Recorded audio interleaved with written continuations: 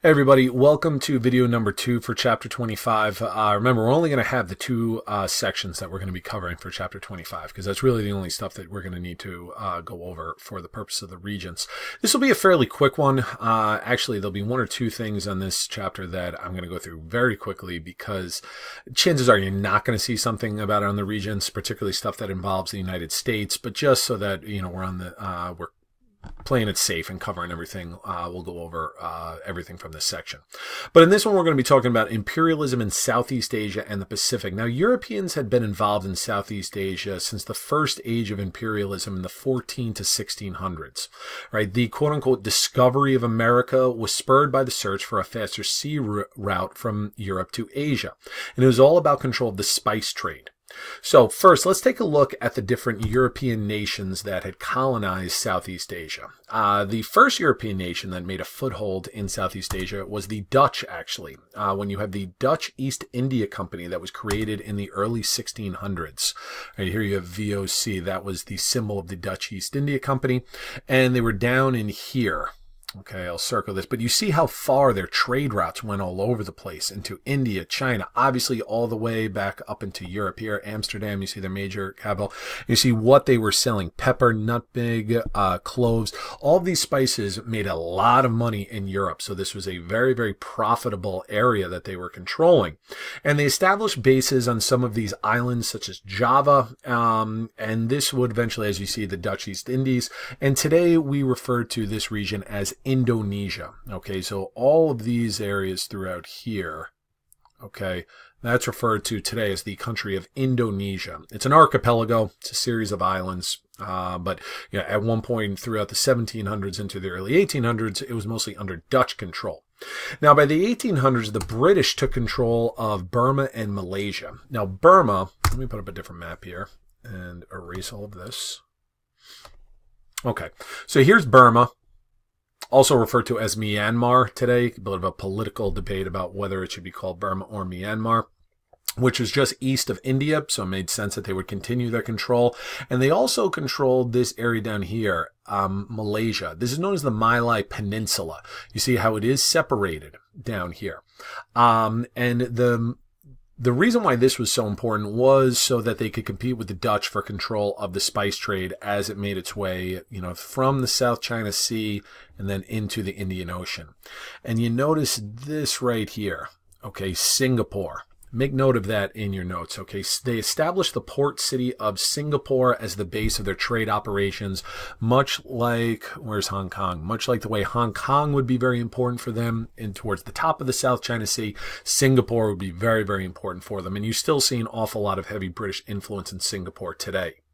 Now, France, not wanting to be left out, they controlled the region known as French Indochina. Now, French Indochina today is broken up into three different countries. You've got Vietnam, you've got Laos, and you've got Cambodia. So this whole region in here was French Indochina.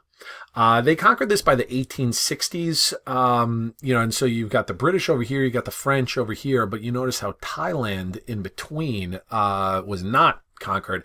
And back then, this area was known as Siam. Okay, so Thailand and Siam, they're the same region. All right, they just changed their names years later.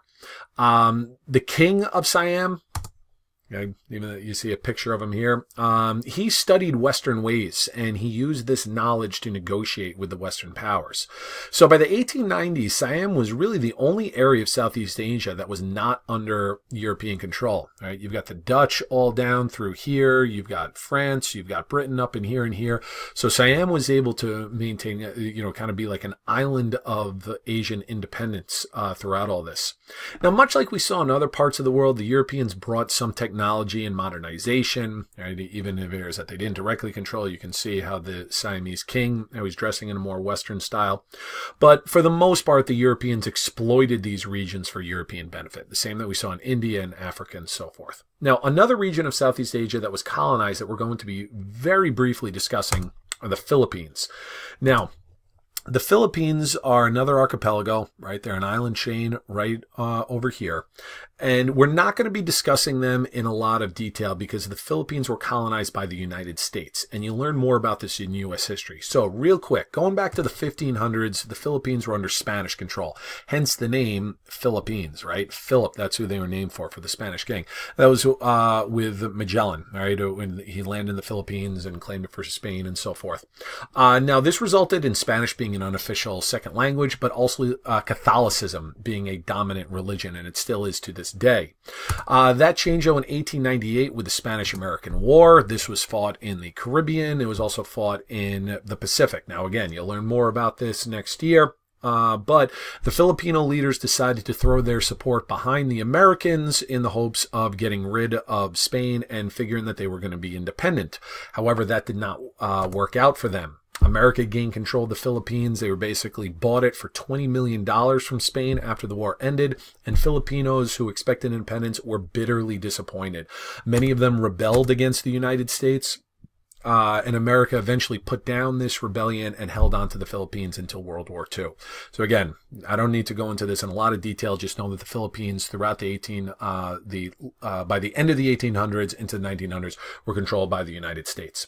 And one last area, again, to quickly discuss are the Pacific Islands region. Now, in the late 1800s, an industrialized technology, it made travel over the oceans much faster. And so more industrialized countries began claiming the many islands in the Pacific. Now, these islands are broken up into three main regions. You've got Melanesia, Micronesia, and Polynesia.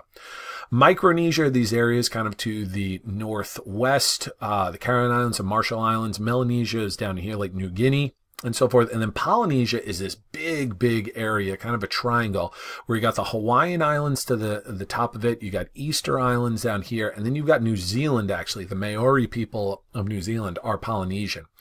And thousands of years ago, people just set out in boats and, settled throughout these. They're really pretty amazing, given the distance. I mean, you've got thousands of miles. You look at the difference from Hawaii until you get down into these islands here. Okay, it's roughly the same as Hawaii to the Americas. So we're talking 3,000 to 4,000 miles. And they just did it in these little outrigger boats.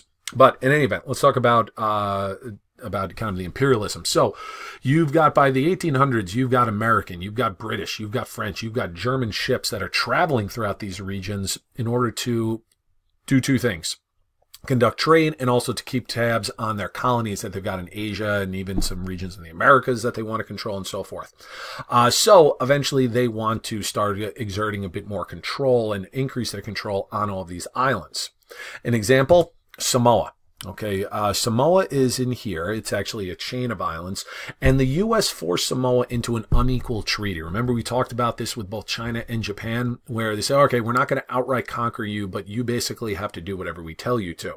And this was soon followed by the British and even the Germans. So all three kind of ruled Samoa collectively, kind of as like a triple protectorate. And the U.S. also exerted control over the Hawaiian Islands. Now, we know that today Hawaii is a state, but you think, well, how did it get to become a state? It started because of the sugar trade. Let's get rid of that. Okay. America had hugely profitable sugar plantations on Hawaii. And they were making a lot of money off of this. And the wealthy plantation owners, they wanted to increase their control politically in the island. And eventually this led to an uprising that overthrew the last Hawaiian king, make sure I get this right, Liliuokalani. Close enough. All right. She was, the last native monarch of Hawaii, until eventually by the year 1900, Hawaii was annexed by the United States. Now, it would still be another 40 or 50 years or so before it would be officially become a state, but it set the ball rolling that Hawaii was now officially going to be under U.S. control, and we would continue to increase our control, such as putting a military base there and so forth. All right. So as I said, just kind of went over a number of things fairly quickly. Not everything I think, you could, I would put money to expect to be on the regions for it, but still want to make sure we cover everything. And that will wrap things up for chapter 25.